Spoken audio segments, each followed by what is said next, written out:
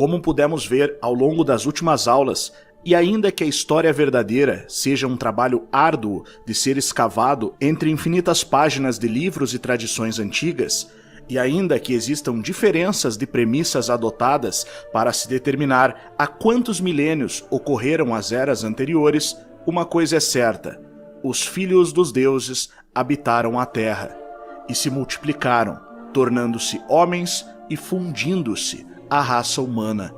Mesmo que os Néfilins bíblicos tenham desaparecido quando um dilúvio de proporções bíblicas varreu a superfície da terra, isso apenas exterminou o corpo físico dos filhos dos Bnai Elohim, os filhos de Deus, com as mulheres humanas. Isso eliminou uma forma de vida física de seres diferentes que caminharam sobre a face da terra, mas não impediu que muitos destes seres divinos passassem a nascer como novos indivíduos humanos, agora revestidos do invólucro adâmico, o novo ser moldado pelo Deus Criador para existir sobre a terra. Aqui entendemos a primeira etapa de um dos maiores mistérios bíblicos, aquele que diz que Deus está reconciliando todas as coisas de volta para si, tanto as celestes quanto as terrenas. Percebe o imenso valor e mistério dessas palavras ditas pelo apóstolo Paulo? Porquanto foi do agrado de Deus que nele habitasse toda a plenitude, e por intermédio dele reconciliasse consigo todas as coisas, tanto as que estão na terra quanto as que estão nos céus, estabelecendo a paz pelo seu sangue vertido na cruz. E a vós outros, também que no passado éreis estranhos e inimigos de Deus, conforme demonstrado pelas obras más que praticáveis, agora, entretanto, ele vos reconciliou no corpo físico de Cristo por meio da morte, para vos apresentar santos, inculpáveis e absolvidos de qualquer acusação diante dele. 1 Colossenses 1, 19 ao 22. Neste versículo presente na Bíblia Sagrada, entendemos a forma como Deus, a partir de sua habitação e condição suprema e sagrada, vai reconciliar consigo mesmo, por meio do novo arquétipo, que é Cristo, todas as coisas que estão no céu e que estão na terra. Antes disso, ele iniciou a primeira etapa do projeto, quando criou a humanidade atual. O termo Adão significa homem, no sentido de tipo humano, ou humanidade. A partir de Adão, todos os seres que viriam a nascer fisicamente sobre a face da terra teriam, por obrigação, de nascer nesta condição, a condição de Adão, a condição humana, o homem feito à imagem e semelhança de Deus. Porém, isso ainda não era o suficiente para levar à consumação da vontade absoluta divina, justamente pelo fato de que Adão foi feito do barro, retirado da terra, do pó da terra. Por isso, ele ainda não tinha a condição necessária para realizar a vontade absoluta divina, da reconciliação total. Isso só poderia ser feito com um novo arquétipo, Cristo. Tenha em mente que a palavra arquétipo significa um novo modelo, um novo padrão. Assim está escrito: o primeiro homem, Adão, tornou-se um ser vivente. O último Adão, espírito vivificante. Não foi o espiritual que veio antes, mas o natural. Depois dele, o espiritual. O primeiro homem era do pó da terra, o segundo homem dos céus. Os que são da terra são semelhantes ao homem terreno, os que são dos céus ao homem celestial. Assim como tivemos a imagem do homem terreno, teremos também a imagem do homem celestial. Irmãos, eu declaro a vocês que carne e sangue não podem herdar o reino de Deus, nem o que é perecível pode herdar o imperecível.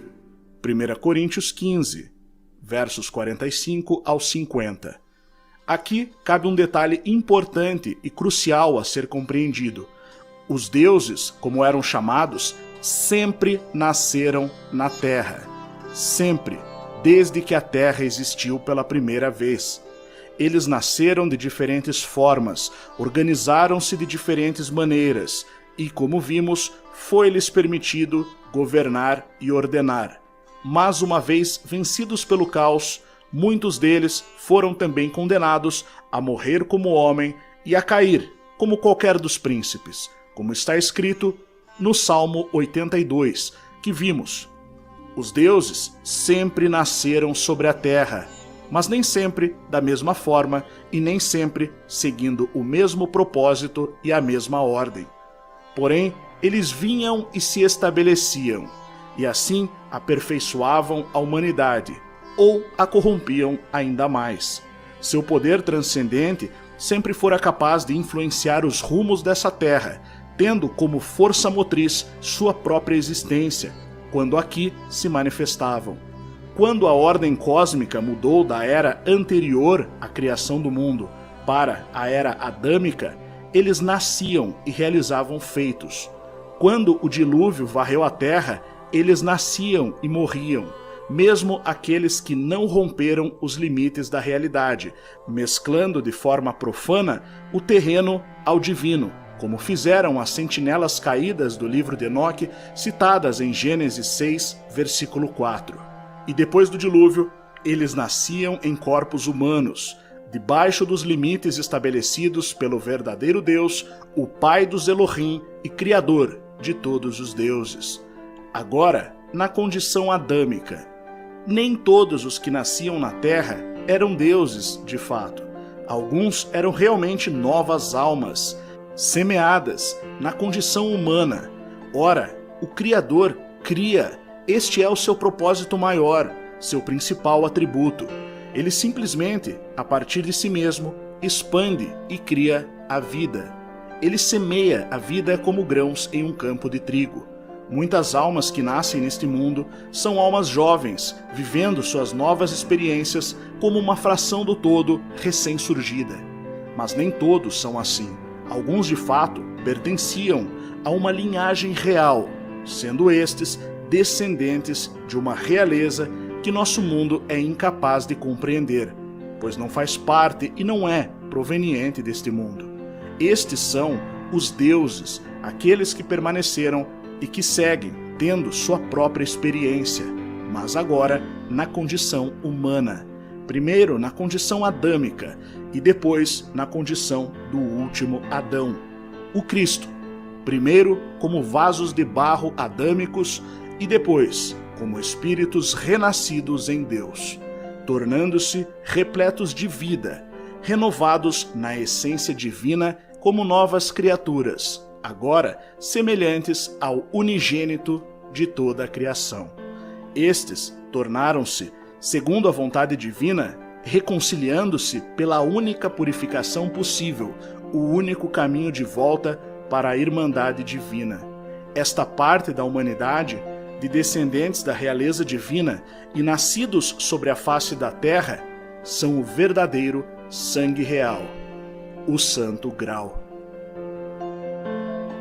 Primeiro, é importante citar que não faz diferença, uma vez na terra, se uma alma era parte da descendência da realeza ou uma nova alma, nascida para novas experiências, recém-criada, recém-nascida. Não importa, este mundo equaliza tudo. E assim ele foi feito pela vontade daquele que o criou. Neste mundo, aquilo que você planta, você certamente irá colher. Seja você um descendente da realeza espiritual, o que não significa muita coisa, uma vez nascido do pó da terra, seja você uma nova alma, cheia de novas oportunidades. E esse é um dos grandes privilégios e um dos grandes mistérios desse mundo. Seres de diferentes tipos nascem na mesma condição para viver uma experiência com as mesmas oportunidades e sujeitos às mesmas regras. Passemos agora da lenda à história. A história não é escrita pelos vencedores, mas por aqueles que têm mais dinheiro. Temos todo um instituto de estudos eslavos que também não faz nada. Os escoceses são descendentes dos grandes citas. Acontece que Arthur era descendente de um eslavo cita. Destes, citas asiáticos, na Europa descendem os holandeses. São também chamados sármatas ou russos. Os Varnas celtas, ou seja, a estratificação social, tinham 3 cores, branco, azul e vermelho.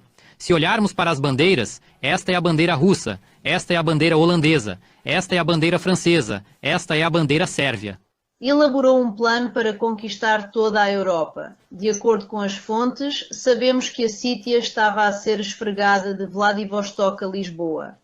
De acordo com as fontes, sabemos que a Sítia estava a ser esfregada de Vladivostok a Lisboa. Você acabou de ver uma dublagem feita por inteligência artificial da historiadora e tradutora Olga Semyonova Rotterdam, que responde a muitas perguntas sobre a origem e o desenvolvimento dos povos europeus no seu livro, lançado no ano de 2024, cujo título traduzido para o português, em tradução livre, é Lembre-se de Tudo, Eslavos das Margens do Reno, Mosa e Escalda, que ainda não existe traduzido para o português. Esse livro fala sobre como os gauleses, celtas, eslavos, especialmente os holandeses, onde a historiadora é residente, seriam, segundo suas pesquisas e de acordo com historiadores, os verdadeiros povos ancestrais da Europa. E por que isso nos diz respeito? Bom, para começo de conversa, o Brasil é composto de imigrantes europeus, pelo menos parcialmente.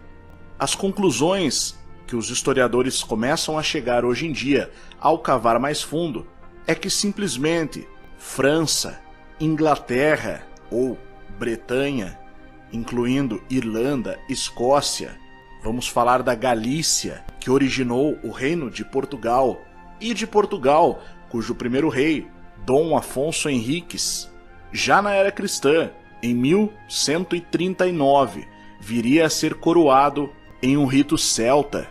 Aliás, por que não? Vamos comparar esse retrato de Dom Afonso Henriques, guerreiro cavaleiro, rei de Portugal, com os retratos dos antigos citas e celtas, guerreiros cavaleiros, assim como eram também os guerreiros da Tartária, cavaleiros, como os cavaleiros da Távola Redonda do rei Arthur. A Itália, a Espanha, a Alemanha, o leste da Europa, na verdade, todas as nações europeias têm suas raízes na mesma tradição que os gregos descreveram como antiga Hiperbórea. Perceba o movimento da providência manifestando-se sobre a terra do Oriente para o Ocidente e escrevendo as páginas da história.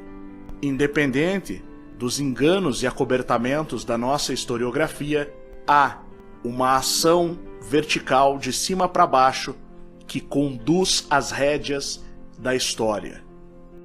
Portugal foi habitado pelos celtas.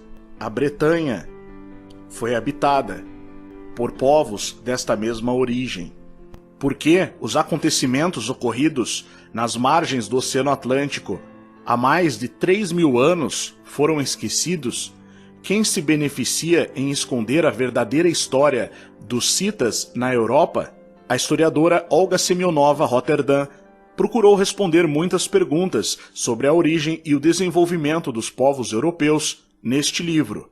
E o seu principal objetivo é recriar a verdadeira história do povo eslavo a partir de fontes originais preservadas em bibliotecas europeias e americanas. Se você ainda não percebeu do que ela está falando, este é o Google Maps, com a distância demarcada de mais de 10.077 quilômetros em uma linha reta, muito embora você não consiga ver a reta, justamente pelo fato do mapa do Google Maps estar utilizando a projeção Mercator, que faz essa distorção devido, segundo é explicado, à curvatura do planeta Terra.